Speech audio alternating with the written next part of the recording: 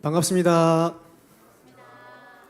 오늘 이렇게 오예배로 함께 하시는 우리 식구 여러분들을 주님의 이름으로 환영하고 축복합니다. 네, 우리 앞뒤 양옆으로 계신 식구분들과 함께 인사 나누도록 하겠습니다. 반갑습니다. 다시 한번 인사 나누도록 하겠습니다. 잘 오셨습니다. 우리 이 시간, 한 주간 우리를 이끌어 주셨고 또 우리가 늘 의지했던 그 예수 그리스도를 찬양하면서 나아가도록 하겠습니다.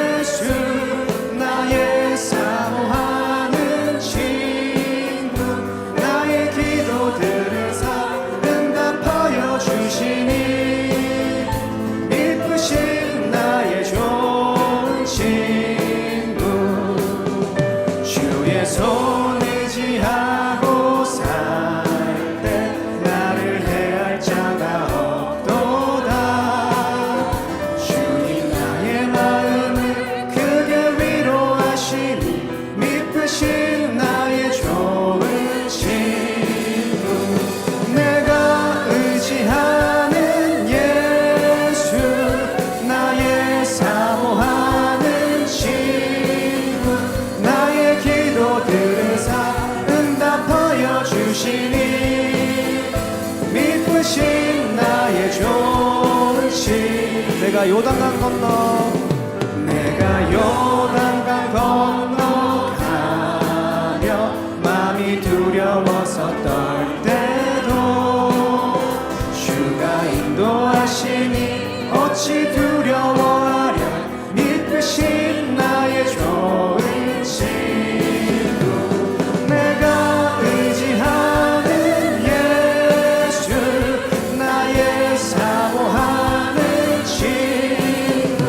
나의 기도 들으사 응답하여 주시니 믿으신 나의 좋은 친구 이후 천국에 올라가서 모든 성도들과 다 함께 우리들을 구하신 주를 찬양하리라.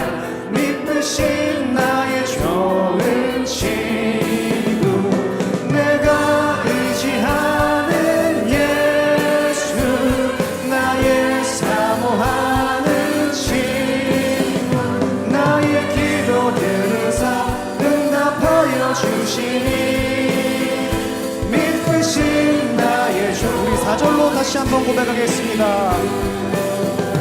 이후 천국에 올라가서 모든 성도들과 다 함께 우리들을 구하신 주를 찬양하리라.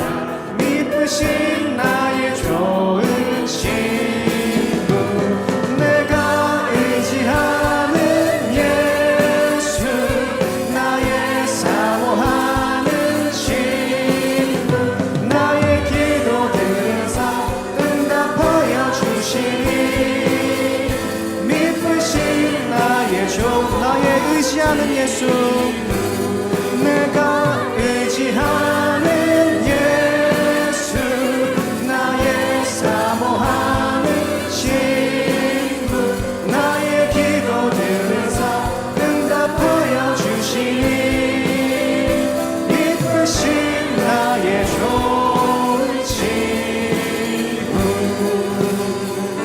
사랑합니다 나의 예수님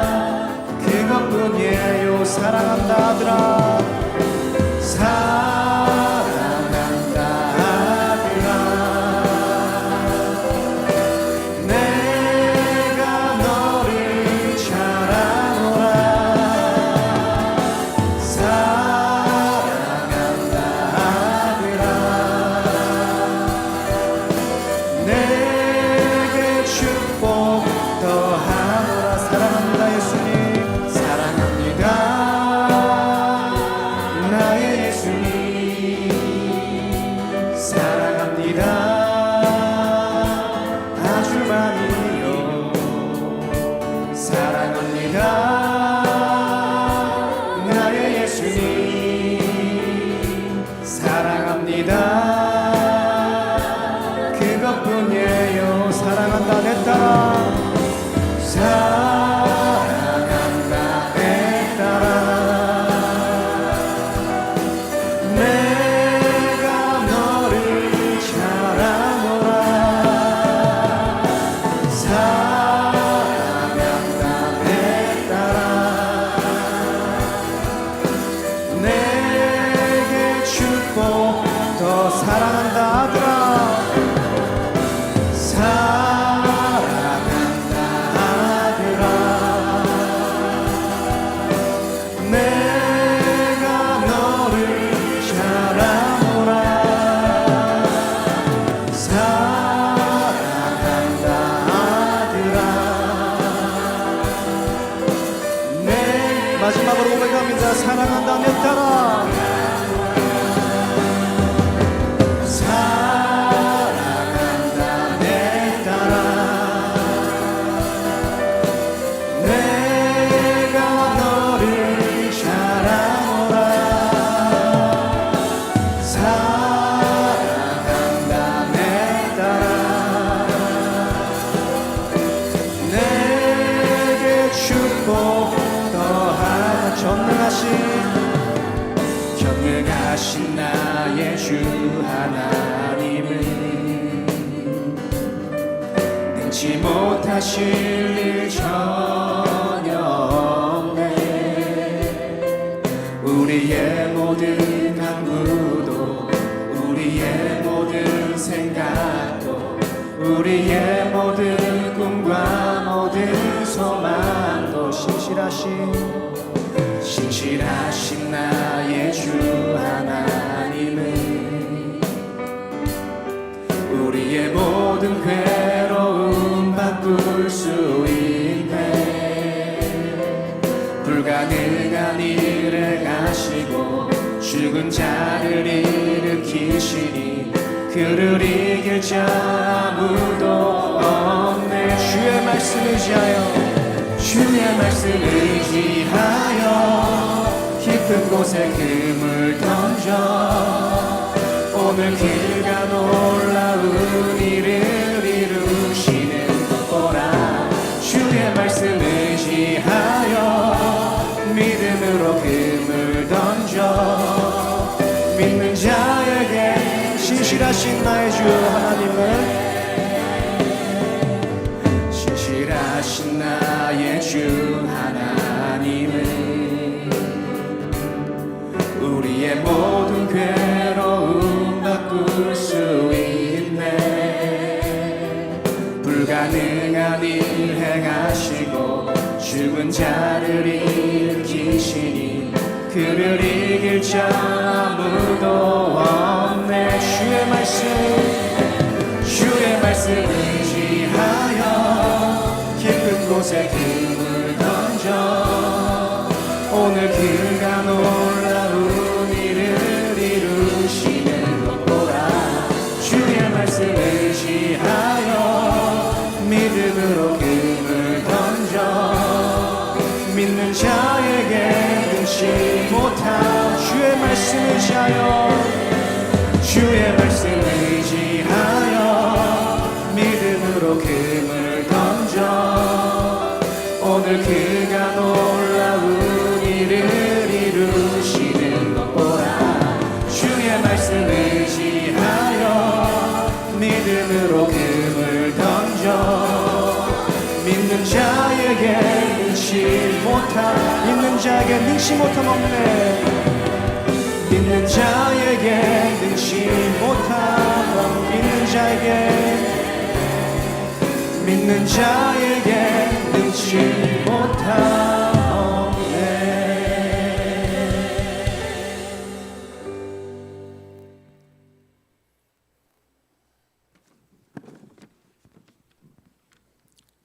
하나님 아버지, 복된 주일 오후 예배 자리에 불러주시니 하나님께 감사와 영광을 올려드립니다.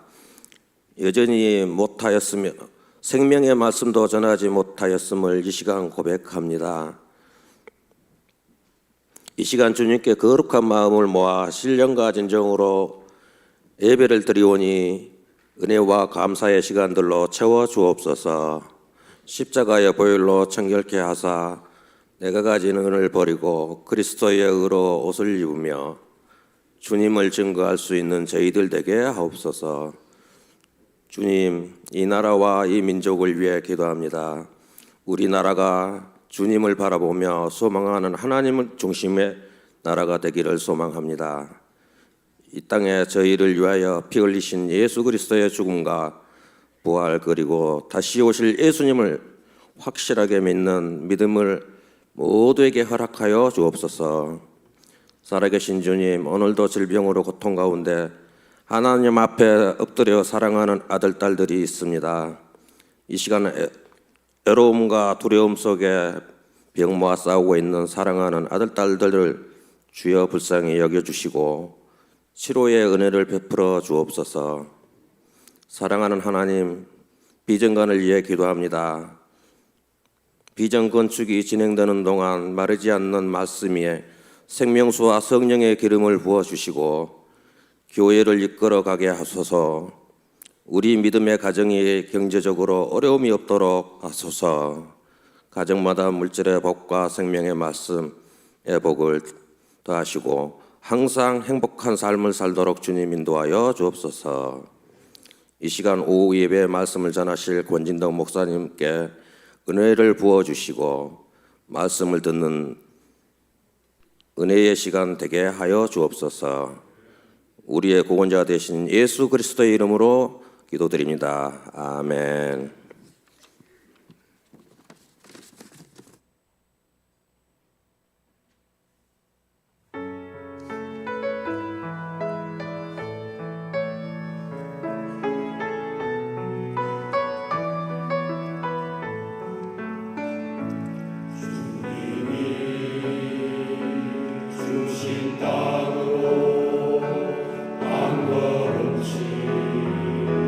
나가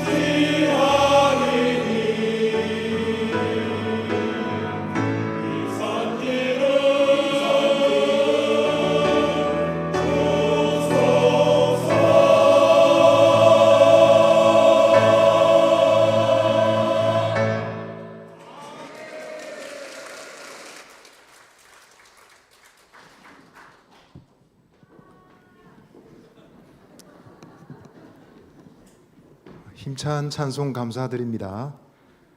우리 찬송을 들으니까 우리 사상교회가 정복해야 될 가나안 땅 이미 다 점령한 것 같습니다. 찬송이 그냥 지붕을 뚫고 나가는 것 같습니다. 너무너무 감사드립니다. 오늘 우리 12월 암송구절 한번 암송하시겠습니다. 안 보고 할 수 있을 것 같은데요. 대회도 했고 대회하면서 15번이나 또 들었고 안 보고 한번 해보겠습니다. 시작. 이사야서 40장 31절 말씀.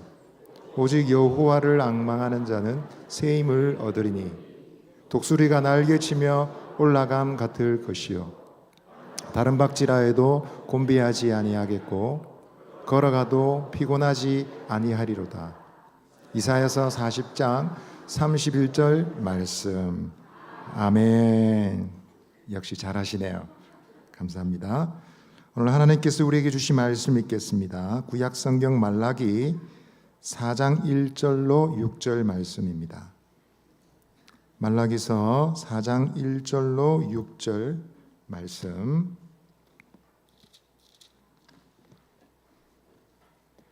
우리 한 절씩 교독하도록 하겠습니다. 구약 성경 제일 마지막 책입니다. 말라기서 4장 1절부터 6절입니다. 제가 먼저 읽겠습니다. 만군의 여호와가 이르노라.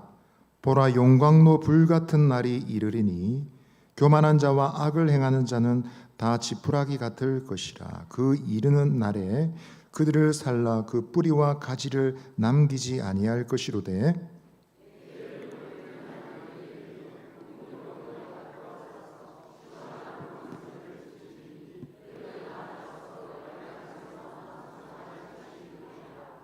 또 너희가 악인을 밟을 것이니 그들이 내가 정한 날에 너희 발바닥 밑에 재와 같으리라. 만군의 여호와의 말이니라.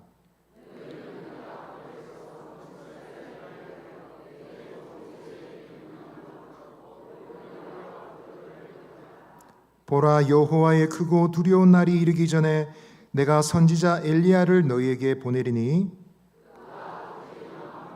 자녀에게로 돌이키게 하고 자녀들의 마음을 그들의 아버지에게로 돌이키게 하리라. 돌이키지 아니하면 두렵건대 내가 와서 저주로 그 땅을 칠까 하노라 하시니라. 아멘. 안녕하십니까? 권덕진 목사 인사드립니다. 제가 지난주 이후로 개명 신청을 해야 되나 정말 심각하게 생각하고 있습니다. 아마도 제가 천국 가면은 성경의 약속대로 새 이름을 주시리라 그랬는데 이렇게 빨리 새 이름이 지어질 줄은 몰랐습니다. 여러분들도 이름 2개가 되면 되기를 원하시는 분들은 참조하시고요. 그러나 저처럼 새 이름을 얻지는 마십시오. 여호와의 날이 이르기 전에 라는 제목으로 말씀, 오늘 주어진 시간까지만 말씀을 나누도록 하겠습니다. 우리 서로에게 믿음의 말로 한번 권하시겠습니다. 예수님 안에 좋은 일이 있습니다. 한 번 더 말씀하시죠. 예수님 안에서 잘 되어가고 있습니다. 아멘. 1982년 미국의 보스턴의 한 병원에 뇌암에 걸린 소년이 누워 있었습니다. 이름은 숀 버틀러라는 아이였습니다. 나이는 7살이었습니다. 이 아이는 의사로부터 회생 불가라는 판정을 받았다고 합니다. 그런데 야구를 굉장히 좋아했던 이 아이는 그 당시 명문 구단이죠. 보스턴 레드삭스의 홈런 타자, 당시에 최고의 인기를 누리고 있던 스태플턴이라는 선수의 열렬한 팬이었습니다.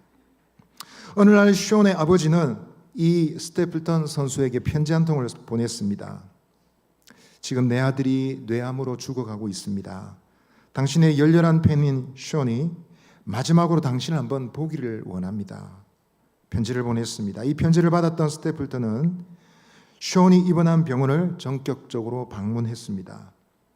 그리고 말했습니다. 숀, 내가 스태플턴이란다. 내일 경기에 너를 위해서 내가 멋진 홈런을 날려주마.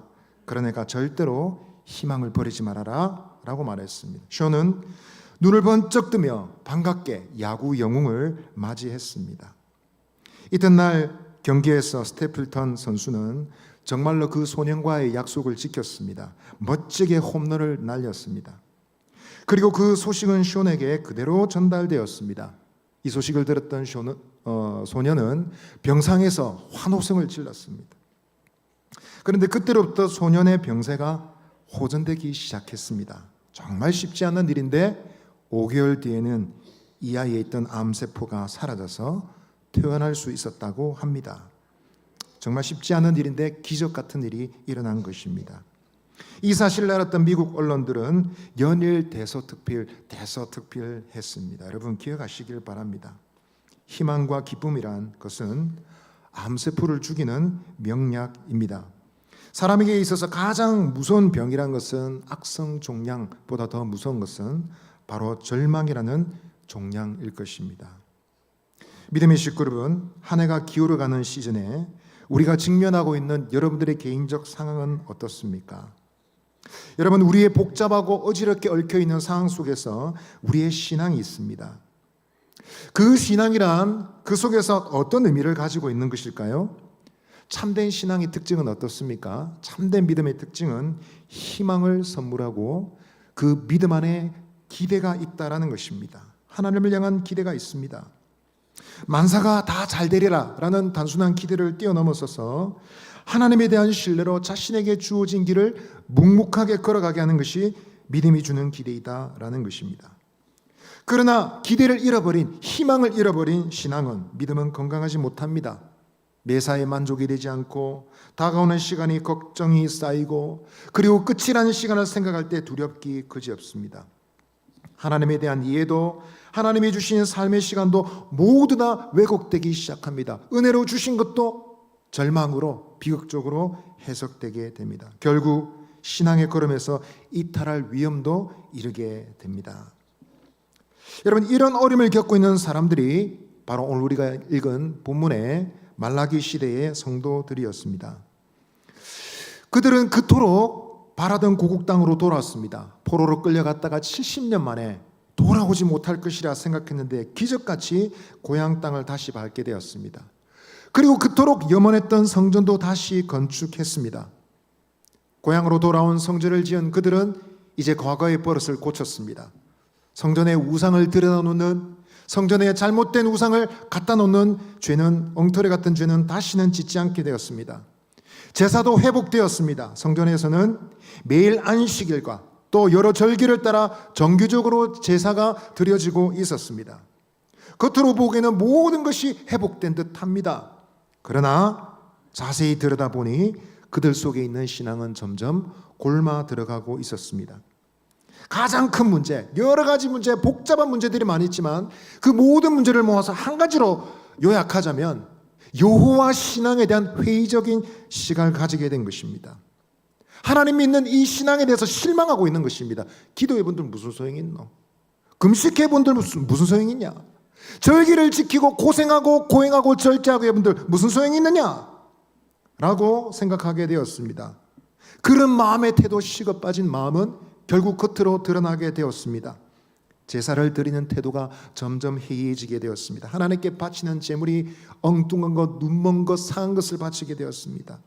가정에서는요, 본처를 버리고 이방 여인을 들여서 결혼하는, 이방 결혼을 일삼는 그런 일이 벌어졌습니다.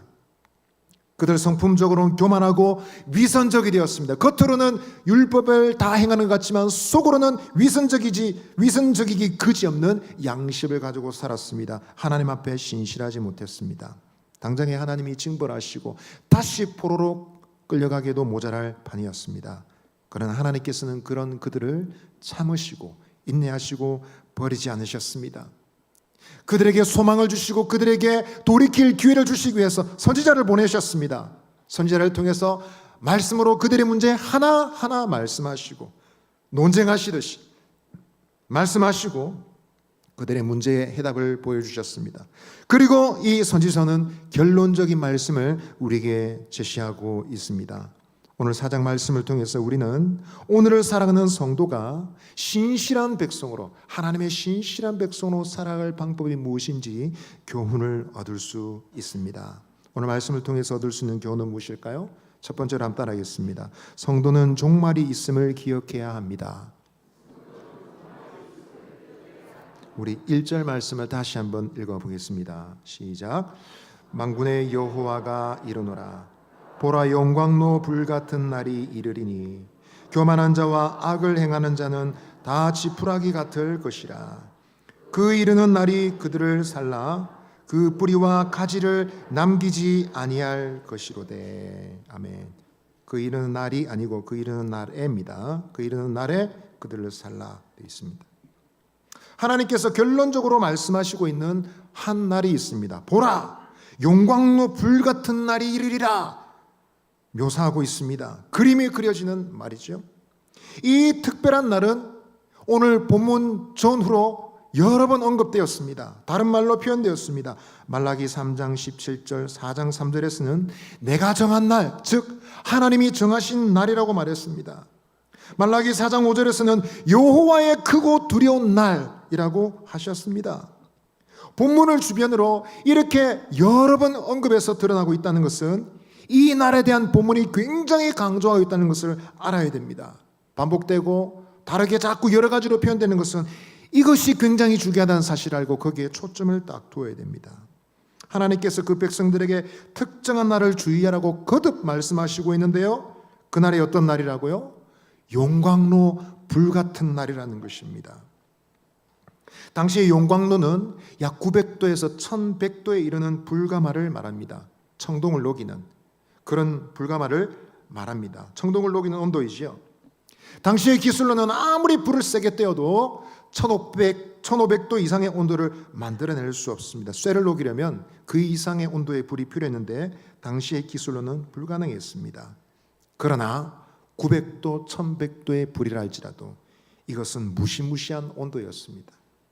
금속을 녹이는 그 강력한 불 앞에 여러분 견뎌낼 수 있는 물체가 과연 무엇이 있겠습니까? 금속을 녹인다는 것은 다른 것은 다 태워버린다는 뜻입니다. 하물며 그런 불 앞에 지푸라기라는 존재는 순식간에 불태워버리고 없어져버리고 사라져버리고 나는 미미한 존재에 불과한 것입니다. 그런데 하나님께서 그 불에 던져지는 지푸라기처럼 교만한 자, 악한 자를 불사를 것이다 말씀하셨습니다. 그들의 뿌리도 그들의 가지도 남기지 않겠다 하셨습니다. 뿌리를 없애고 가지를 없애겠다 말씀하신다는 것은 무슨 말입니까? 존재의 근원을 아예 뿌리 뽑아버리겠다는 것입니다. 악인들의 흔적을 땅에서 완전히 쥐어버리겠다라는 무서운 말씀입니다. 여러분, 이처럼 하나님의 심판이란 것은 악인을 향한 진노가 얼마나 큰지 보여줍니다. 죄에 대한 하나님의 진노와 하나님이 부글부글 하시는 그의 불타는 심정이 얼마나 무서운지를 보여주고 있습니다. 하나님은 죄를 결코 용납하지 않으십니다. 불의를 절대로 모른 척하지 아니하시는 하나님이십니다. 그래서 하나님께서는 악인들을 끝까지 찾으시고, 전문 용어로 뭐라 그럽니까?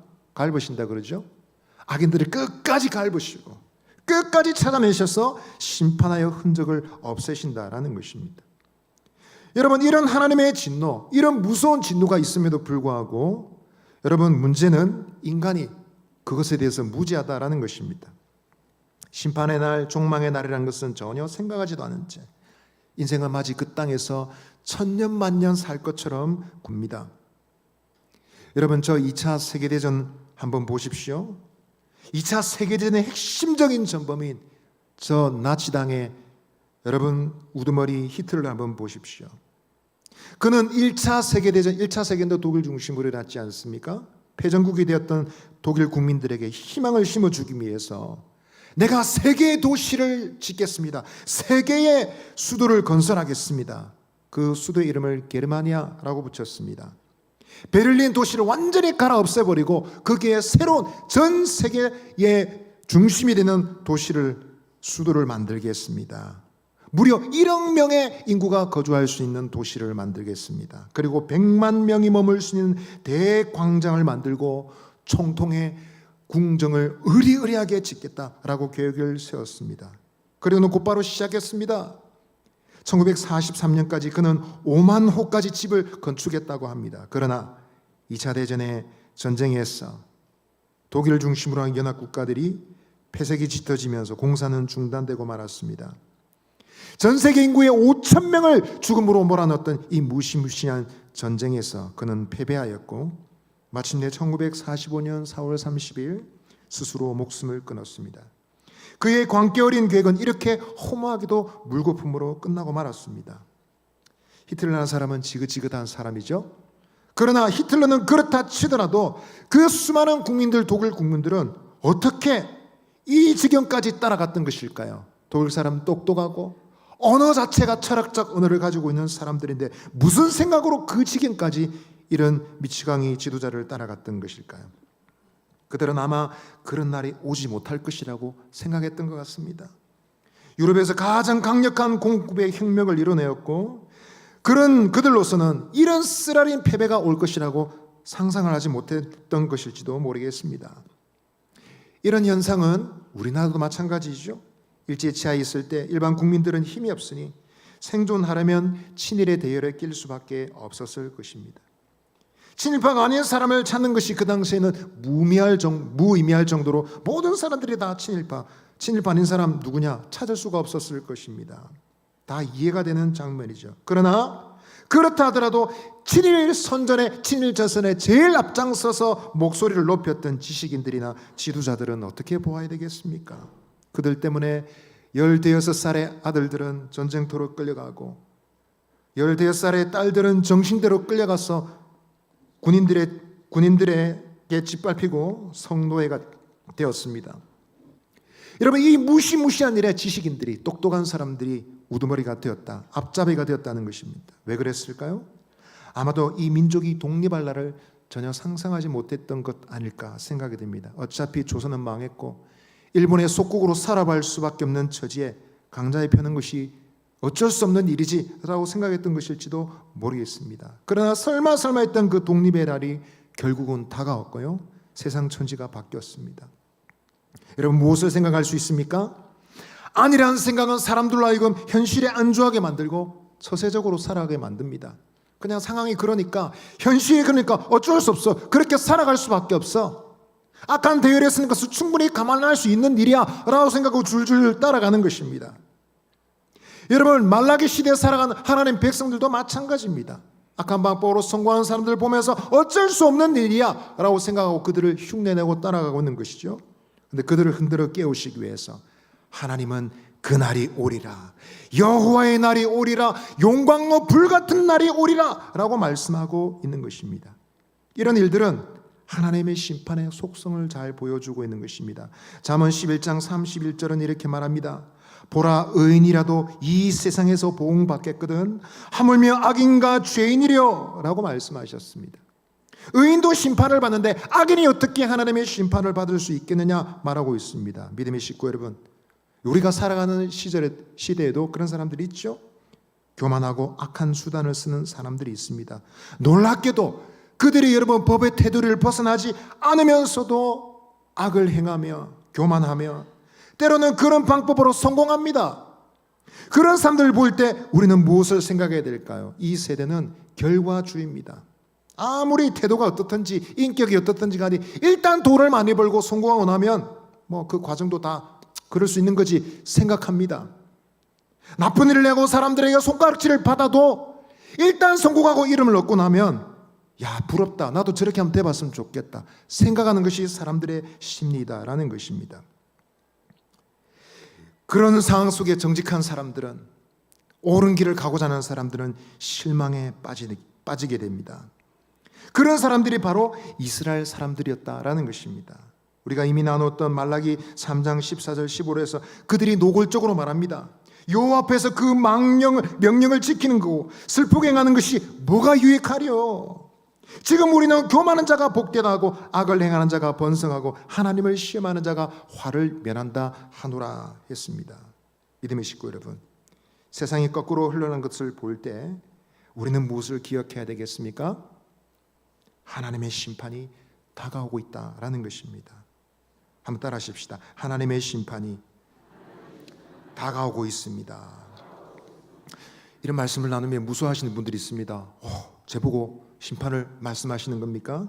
오늘 이 말씀은 하나님 백성들을 격려하시기 위해서 하시는 말씀입니다. 성공한 악인들을 보고 실망하고 좌절하고 신앙을 지켜봤자 무슨 소용이 있나, 신앙이 밥을 먹여주나 생각하는 사람들에게 격려하시기 위해서 하시는 말씀입니다. 여호와의 날이 오리라. 용광로 불같은 날이 오리라. 너희가 흠모하고 나도 저렇게 한번 돼봤으면 좋겠다 생각하던 그 악인들에게 심판의 날이 오리라 말씀하십니다. 구약 성경에서 약속하셨고요, 그리고 신약 성경 마지막에도 성도들인 우리들에게 주님은 약속하고 계십니다. 계시록 22장 20절 말씀 같이 한번 읽어보겠습니다. 시작. 이것들을 증언하신 이가 이르시되 내가 진실로 속히 오리라 하시거늘. 아멘. 주 예수여 오시옵소서. 아멘. 내가 진실로 속히 오리라. 성도들에게 희망을 주기를 원하십니다. 나의 백성들아, 절망스럽고 답답하고 한숨이 나는 상황 속에서도 절대로 절망하지 말아라. 상황에 순종하지 말고 영원한 심판, 종말의 심판을 생각하고 살아라 나의 백성들이여 라고 말씀하고 계신 것입니다. 마지막으로 이야기라고 마치겠습니다. 미국의 메리온 웨이드라는 사람은 젊은 사람이었습니다. 30대 나이에 이 사람이 한 연구소의 연구원이었는데 화학실험 중에 폭발사고가 일어났습니다. 의도치 않게 시각장애자가 되고 말았습니다. 이 사람은 매우 낙심했습니다. 하나님, 왜 하필이면 나에게 이런 시련을 주십니까? 왜 이런 저에게 고난을 주십니까? 울부짖었습니다. 그런데 어느 날 성령께서 그의 마음을 감동시키셨습니다. 빌립보서 4장 13절 말씀을 생각나게 해주셨습니다. 뭐죠? 내게 능력 주시는 자 안에서 내가 모든 것을 할 수 있느니라. 이 말씀 때문에 힘을 얻었습니다. 한순간 절망에 빠져있던 자신을 돌이켜서 용기와 자신감을 갖게 되었습니다. 아침에 눈을 들 때마다 말씀을 외웠습니다. 내게 능력 주신 자 안에서 내가 모든 것을 할 수 있습니다. 확신이 꽃피어나게 되었습니다. 창의력이 열렸습니다. 생각이 열렸습니다. 그래서 내가 할 수 있는 일이 무엇일까 생각하다가 장애인들을 돕는 서비스를 만들자 서비스 마스터 컴퍼니라는 회사를 설립했습니다. 시각장애자들은 스스로 집안 청소도 할 수 없고 관리도 할 수 없다는 점을 생각하게 된 것입니다. 그래서 그런 일을 할 수 있는, 그런 일을 서비스를 제공하는 회사를 세운 것입니다. 이 회사를 세울 때에 회사의 경영 철학에 가장 중요한 것, 인간 존중의 경영 철학을 세웠습니다. 이와 같은 방식으로 회사를 경영한 결과 놀라운 성장을 거두게 되었습니다. 이름을 얻게 되었고 전 세계로 뻗어나가기 시작했습니다. 1999년도에는 전 세계 40개국에서 74억 달러의 매출을 기록했다고 합니다. 2012년도에는 90억 달러의 매출을 기록했다고 합니다. 메리라는 사람은 하나님의 말씀과 은혜를 받아서 절망 가운데 힘을 얻어서 자기에게 희망과 용기를 선물했습니다. 뿐만 아니라 그와 함께하는 회사의 많은 조합원들에게, 그리고 장애를 겪고 있는 사람들에게도 행복을 선물하게 된 것입니다. 여러분, 이 말은 우리가 돈을 많이 벌어야 된다는 얘기가 아니고요, 하나님의 은혜 주시면 절망 가운데 주님이 주신 소망을 받아서 어떠한 상황 가운데도 다시 일어나게 된다라는 말씀인 것을 전달해 드립니다. 믿음의 식구 여러분, 우리가 처한 상황은 어떤 상황일까요? 지금 상황에 내 초점을 맞추는 것이 아니라 주님의 심판 앞에서 우리의 삶을 생각하며 살아갈 수 있는 저와 여러분 되시기를 바랍니다. 아멘.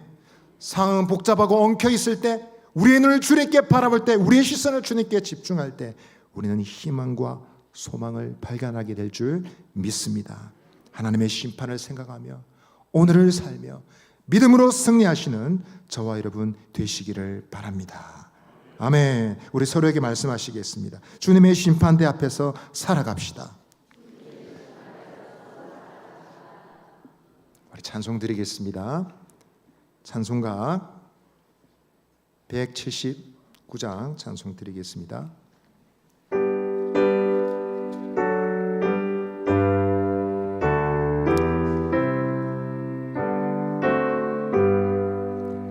주 예수의 강림이 다가오니 저 정복을 얻을 자에게 하라.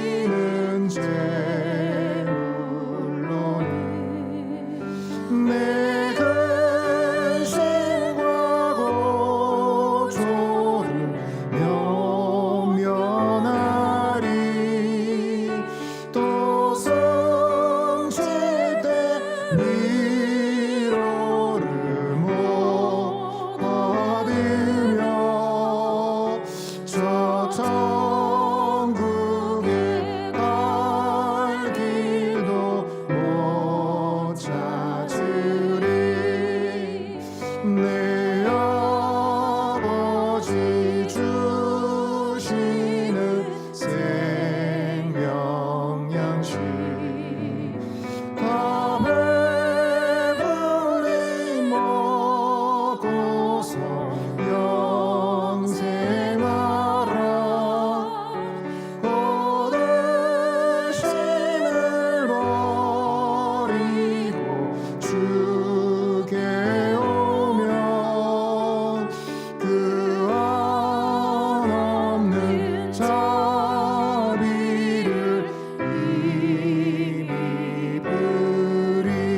힘입으리. 기도하겠습니다.